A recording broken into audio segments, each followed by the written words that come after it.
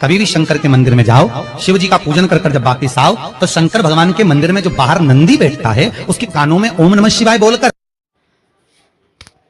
नंदी जी महाराज के कान में कौन सा शब्द है जो बोल देने से हर कामना पूरी हो जाती है? नंदी जी महाराज के कान में कब बोले, कैसे शिव जी की आराधना करें, क्या नंदी जी महाराज को बिल्वपत्र पुष्प अर्पित करना चाहिए, तमाम बातें गुरुदेव ने अपने इस कथा के माध्यम से बताया है। चलिए उन्हीं के मुख से हम सुनते हैं पावन कथा को कि नंदी महाराज को कैसे खुश करें कि 3 दिन से लेकर 3 महीने के बीच आपकी मनोकामना पूर्ण हो जाए। अपने मन की कामना उसके कानों में बोलकर आप आ जाइए, आपकी कामना 3 महीने में पूरी हो जाती है। नंदी के ईश्वर भगवान का स्मरण करिए। अगर 7 बेलपत्र आप शंकर को समर्पित करते हो तो 1 बेलपत्र नंदी भगवान पर भी अवश्य समर्पित करिए। नंदीश्वर भगवान शिव को समर्पण, 1 बेलपत्र नंदीकेश्वर की ओर चढ़े। और बहुत ध्यान दीजिए महाराज, अगर कोई काम अटक रहा है, नहीं हो रहा, बहुत प्रयास करा, तो भगवान शंकर के मंदिर में 5 बेलपत्र चढ़ाइए। और शंकर भगवान की जो छोटी लड़की है अशोक सुंदरी, आपको बताया था ना अशोक सुंदरी का स्थान, भगवान शंकर की 6 लड़कियां हैं, उसमें से सबसे छोटी लड़की अशोक सुंदरी की जगह पर 1 बेलपत्र चढ़ाइए। फिर 1 बेलपत्र नंदीकेश्वर पर चढ़ाइए। और नंदीकेश्वर पर चढ़ाने के बाद भगवान शंकर के मंदिर के बाहर चौखट पर दिया लगा दीजिए साइड में, और फिर अपने घर पर आ जाइए, आपका कार्य सफल होना प्रारंभ हो जाए। नंदीकेश्वर भगवान नंदीकेश्वर का स्मरण कर लेने पर जीव आनंद सुख की अनुभूति करता है,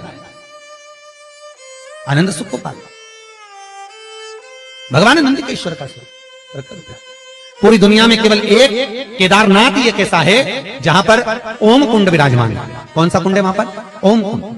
जो बच्चा हकलाता है, तोतला बोलता है या गूंगा होता है, जिसकी वाणी नहीं होती, वो अगर ओम कुंड पर जाकर ओम बोलने का प्रयास करता है तो जितनी देर तक उसके मुंह से घुन्न की आवाज निकलती है उतनी देर तक ओम कुंड में से पानी का बुलबुला निकलता रहता है। और 7 या 8 बार बोलने से व्यक्ति हकलाना छोड़ देता है, तोतला बोलना छोड़ देता है, और उसकी वाणी आ जाती है। वो ओम कुंड केदारनाथ जी में बसता है। कहां बसता है? केदारेश्वर। जब सीता जी विवाह कर आई, कौशल्या जी ने कहा, जानकी, ए जानकी, हमारे यहां की रीति है, घर में बहू पहली बार आती है तो मीठा भोजन बनाती है। जाओ, या तो खीर बनाओ, या मीठी भात बनाओ, या मीठी चुली बनाओ, कुछ भी करो, हलवा बनाओ, सीरा बनाओ, पर मीठा बनाओ, बनाइए। जाओ जाओ जरा। सीता मैया गई और माता जानकी ने खीर बनाई। क्या बनाई माता जानकी ने? जम के बोलो जरा। खीर। और सीता जी ने खीर बनाई, कौशल्या, कैकेयी, सुमित्रा, दशरथ जी सबको दे दी। सब खाने के लिए बैठे। अब जैसे ही खीर खाने के लिए बैठते तुरंत एक तेज हवा का संचार हुआ। बहुत तेज हवा चली, बहुत तेज।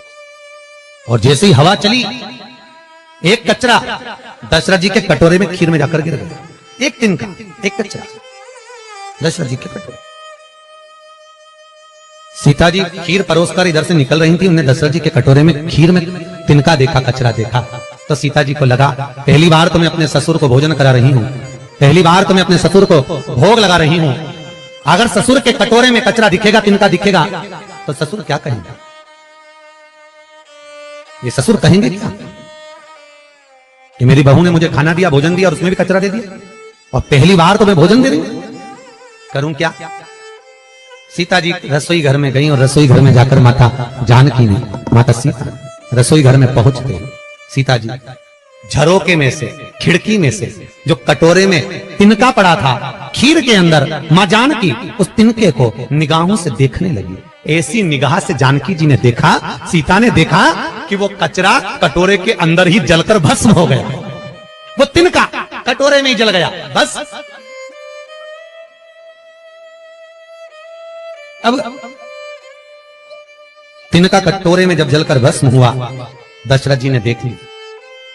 और दशरथ जी ने देखा, तुरंत दशरथ जी उठकर सीता के पास में गए। तुरंत, जानकी, जानकी, पिताजी आप आए हो, आओ बैठो। पिताजी रसोई घर में आए आप, मुझे बुलाते मैं आती दौड़कर, आप रसोई घर में क्यों आए पिताजी? कैसे आना हुआ? कैसे आए हो? बोलो। दशरथ जी ने कहा, बहू आज तुझसे कुछ मांगना है। पिताजी मुझसे? आज तो मैंने पहली बार आपको मीठा भोजन बनाकर खिलाया है, बहू को कुछ देना चाहिए, और आज ससुर मांगने के लिए आए। मेरे ससुर मांगने के लिए आए हैं, राजा दशरथ आज सीता से मांगने के लिए आए हैं। ये क्या? बहू आज मुझे तुझसे कुछ मांगना है, देगी? हाँ पिताजी, मांगो, क्या चाहिए? सीता, पहले राम की सौगंध खा कि तुझसे जो मांगूंगा तुझे देना पड़ेगा। सीता जी कहती हैं, प्रभु पिताजी, मैं भले सौगंध न खाऊं पर जो मांगोगे दे दूंगी, बोलो क्या चाहिए? बोलो ससुर जी, आपको क्या चाहिए? पिताजी क्या चाहिए? दशरथ जी बोले, वचन तो देना पड़ेगा, पहले वचन दे। वचन देती हूं पिताजी। ये सीता अपने ससुर दशरथ को आज वचन देती है, जो रसोई घर अन्नपूर्णा में जो आप मांगोगे मैं दूंगी। तो दशरथ जी ने कहा, तूने वचन दिया है सीता, तो मुझे आज वचन के रूप में दे दे कि जैसे आज तूने कटोरे में पड़े हुए तिनके को देखा, ऐसा किसी दुश्मन को भी मत देखना, वचन दे। सीता जी कहती है, मैं वचन देती हूं कि किसी दुश्मन को भी इस तिनके की तरह नहीं देखूंगी। और चरित्र उठाकर देखो, जब जब रावण आता था, सीता एक तिनका उठाकर उस तिनके को देखती थी, रावण को नहीं। तिनके को इसलिए देखती थी कि सीता जी मन में सोचती थी, वो तो ससुर को वचन दिया है कि तिनके को देखा, ऐसा किसी को मत देखना, इसलिए इसको देख लूं बहुत है, अगर घूर के देख रही बापड़ा तेरे को छोड़ने वाली नहीं। तिनके को देख, तेरे को तो मैं यूं ही निपटा दूं, एक मिनट नहीं लगे। जब जब रावण आता था सीता तिनके को देखती थी, जब जब रावण आया सीता ने तिनके को देखा, बार बार तिनके को देखा। तो रावण ने 2500 बार माता सीता से पूछा था कि मैं आता हूं तो तिनका क्यों देखती है? पर सीता बोली नहीं, क्योंकि मैंने अपने ससुर को वचन दिया है कि किसी जैसा तूने तिनके को देखा ऐसा दुश्मन को भी मत देखना, इसलिए नहीं देख पा रही तेरे को। अगर देख ली थी तो राम को तो आने की भी जरूरत नहीं थी, तुझे तो यूं निपटा के चली जाती।